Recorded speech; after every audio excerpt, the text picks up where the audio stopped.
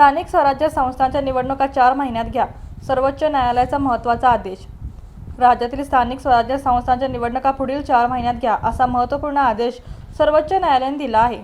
त्यामुळे राज्यातील मुंबई, पुणे, नाशिक, नागपूर यासह रखडलेल्या महानगरपालिका आणि नगरपालिकांच्या निवडणुकीचा मार्ग मोकळा झाला आहे. सर्वोच्च न्यायालयाचे न्यायमूर्ती सूर्यकांत यांनी म्हटले की महाराष्ट्रातील स्थानिक स्वराज्य संस्थांच्या निवडणुकीची अधिसूचना पुढील 4 आठवड्यात निघाली पाहिजे. यानंतर 4 महिन्यात निवडणुकीची प्रक्रिया संपन्न झाली पाहिजे, असे निर्देश सर्वोच्च न्यायालयाच्या खंडपीठाने दिले आहेत. महाराष्ट्रात पंचायत निवडणुकीतील ओबीसी आरक्षण प्रकरणावर सुनावणी करताना न्यायमूर्ती सूर्यकांत म्हणाले की देशात आरक्षण हे रेल्वेच्या डब्यासारखे झाले आहे. जे लोक त्यात चढले आहेत ते दुसऱ्यांना आत येऊ द्यायला तयार नाहीत. याचिकाकर्त्यांतर्फे इंदिरा जयसिंह यांनी सुप्रीम कोर्टाकडे महाराष्ट्रात पंचायत निवडणुका घेण्याची मागणी केली.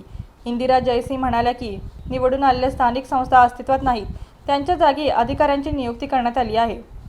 न्यायमूर्ती सूर्यकांत म्हणाले की फक्त काही विशिष्ट वर्गांनाच आरक्षण का मिळावे, सामाजिक, आर्थिक आणि राजकीयदृष्ट्या मागासलेल्या इतर लोकांना आरक्षण का मिळू नये, यावर विचार करणे ही राज्यांची जबाबदारी आहे, असे न्यायमूर्तींनी म्हटले.